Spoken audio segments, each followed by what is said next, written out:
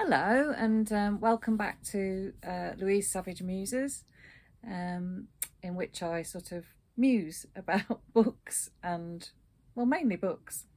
It's absolutely wild and windy out there tonight, so you may or may not be able to hear the gusts of wind from outside.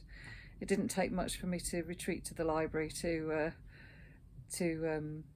make this video because what could be better in horrible weather than to curl up with a decent book.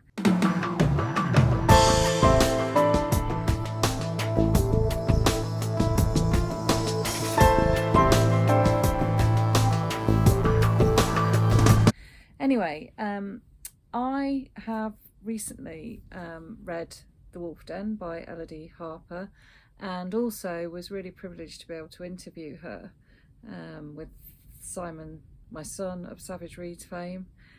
We interviewed her live last week, I think it was. It might have been the week before. Time flies.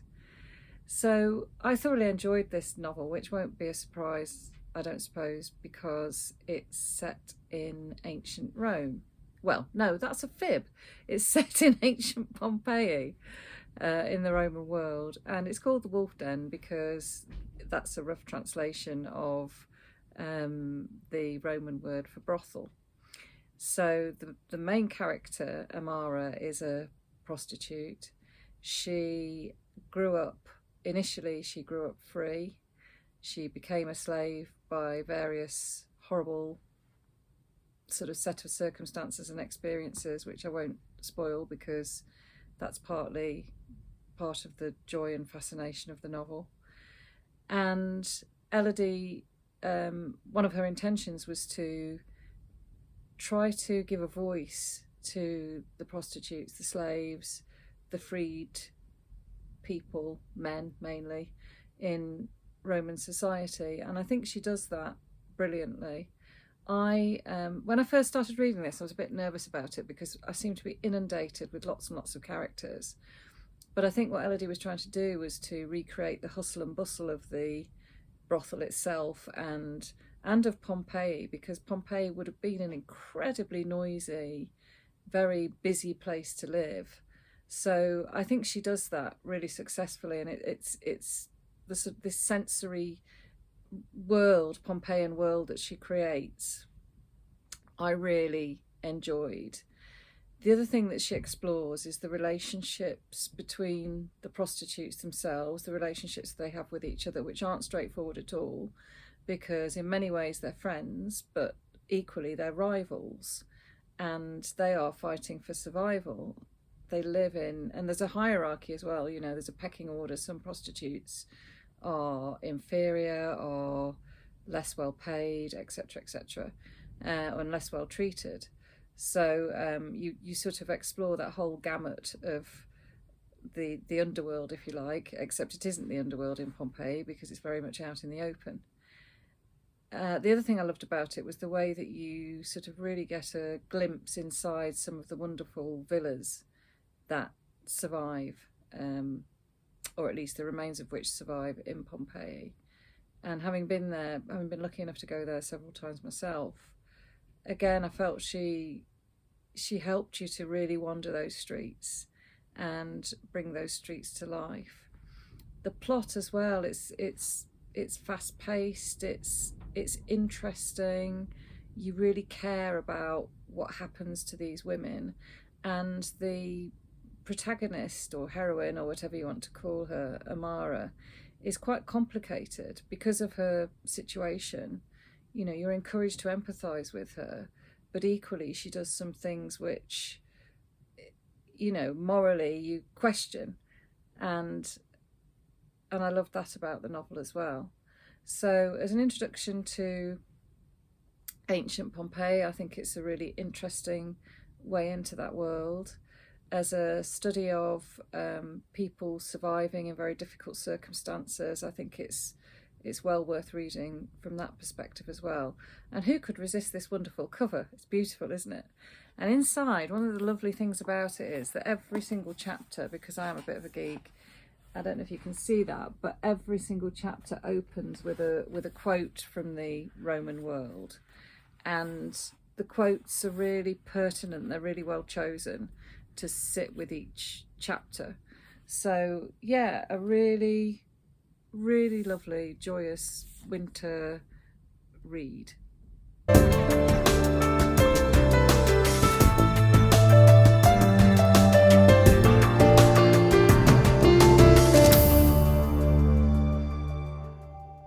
So having read The Wolf Den recently, it really got me thinking about novels that sort of capture the Roman world or the ancient world, and novels that have affected my thinking about the ancient world and fostered my enjoyment of it, I suppose.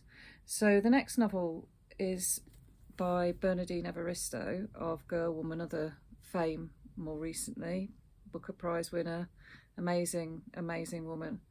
But I first came across this book, The Emperor's Babe, in probably about 2001, 2002. She was talking about it on Radio 4. I think it was Woman's Hour, but I couldn't swear to it. And I'd never heard of Bernardine before. I didn't know anything about her writing. And I just was fascinated by her. I remember being really gripped by her, the way she was talking about the novel and the whole concept of it, which I'll go on to in a minute. And I was so excited by it that I rushed out to buy a copy and devoured it. It's a novel written in verse, and it's so readable.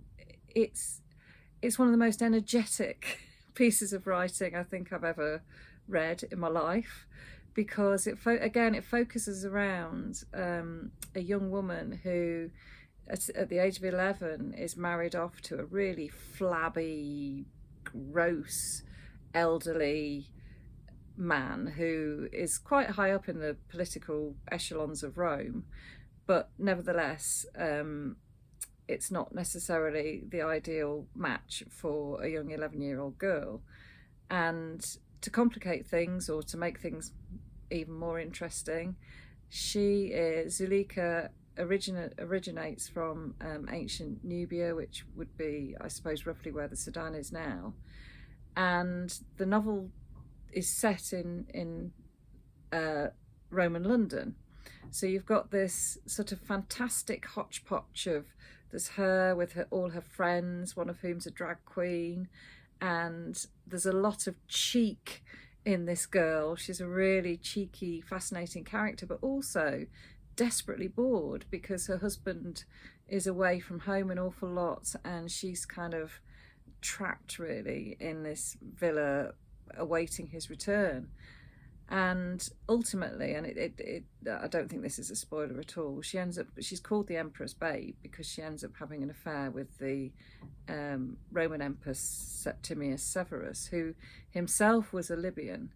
You know, he was born in Libya. So I love the way that this novel redresses our sort of sword and sandal epic view of the ancient world. There would have been lots and lots, you know, the Roman world there would have been people from all sorts of races mingling and mixing and cohabiting. And I love the way that Bernardine sort of reminds us of that. But the driving force of this has to be this fantastic invention of Boudicca. She's just wonderful, so full of life, so vivid. I really recommend this if you've not read anything like it before, and please don't be put off by the idea of it being written in verse. There are some wonderful moments, you know, things like where Boudicca, for example, she's very interested in poetry herself, but she describes the Iliad as being a tad old-fashioned or something like that. I can't quite remember the quote. So her perspectives on the ancient world as well are really interesting. And the other thing that Bernardine does, because I think Bernardine's very playful with language, and she uses bits of Latin in the text, but also the characters speak in really contemporary sort of British London speak as well. So you've got this again, this real sort of, what on the surface of it appears to be a clash of voices, but of course what it reminds you of is the fact that you know, this would be one of my strongest arguments for studying the ancient world, is that we haven't really changed. Human beings don't change over time. Their sort of passions and their creativity and all those sorts of things, they don't change over time. And actually, you know, you question how much, if at all, we've evolved since then as well.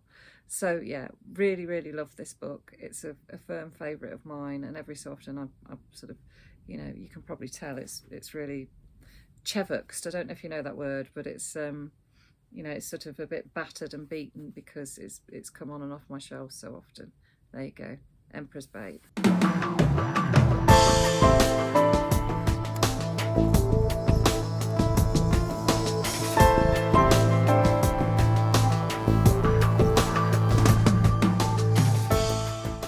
So the final novel that I wanted to chat to you about today is Boudicca by Manda Scott. And this is a novel that a friend of mine recommended to me probably about, I don't know, a decade at least ago. I had not come across it before, and I was blown away by it. Again, I've chosen it because it's a novel about Roman Britain. Boudicca or Boudicca, or however you know her, she was an ancient warrior queen who ruled over the Iceni tribe, and actually was successful for a short time in defeating the Romans, which was an incredible, you know, achievement when you think about the odds that were stacked against her. And the novel opens with her again. She's like Zuleika from Bernardine's book. Boudicca, I think that's probably how you pronounce it, I'm not quite sure, which was Boudicca's name as a child, I believe. Boudicca is 11 at the beginning of the novel, and she commits a murder, which means that she can't become the dreamer that she wants to become. So she's sort of hankering to become a sort of spiritual mystic, if you like, but actually that's not really her destiny. Her destiny is to become a warrior, and with her red hair and her personality, that's latched onto by the community that she's growing up with. Conversely, she has a half-brother, Ban, who does enter that mystical dream world. And one of the things I loved about this novel was the fact that after I'd read it, and this sounds a really silly thing to say, but I don't mean it in a silly way, I really felt as though I'd got as close as I felt I might get to experiencing the world through the eyes of the people of the time, because Manda Scott really helps you to understand that that those ancient peoples were so in tune with nature, and that to them nature was such a powerful force that they were constantly aware of and living with, in a way that I think we've lost touch with, probably. Certainly, you know, I'm speaking from my own perspective. I mean, I spend a lot of time, don't get me wrong, I absolutely, you know, I'm a really keen gardener, and I'd go, you know, do a lot of walking and things like that. I'm not suggesting that I ignore nature, but it's that whole, you know, when you're sort of, when it's really difficult to survive, I think you do have a different relationship with that world. And so the spiritual world, the natural world, and, you know, the world as we know it, are all really, really interlinked in this novel in a way that I've never really come across before. And also, it's a really clever book because you get a real sense of the personal in this novel.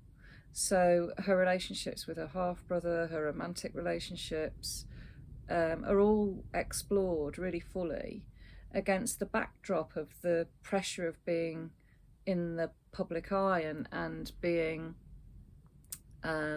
put under pressure by your sort of public status. So that whole contradiction between the public and the private become really important in the book, and I couldn't put it down. It's a real page turner. It's got battle scenes, it's got, fantastic kind of landscapes, and again, although I read it a long time ago, I mean at least a decade ago, it stayed so firmly fixed in my mind as one of my favourite novels set in the ancient past. So again, if you want to read something about the ancient world, and I think it's been really well researched, I think you can trust Amanda Scott's research. I don't think you can go far wrong. And the other wonderful thing is that this is the first of a series of novels which feature the same characters, and I continued to follow those characters, and it hasn't disappointed. So there you go, Amanda Scott, Boudicca.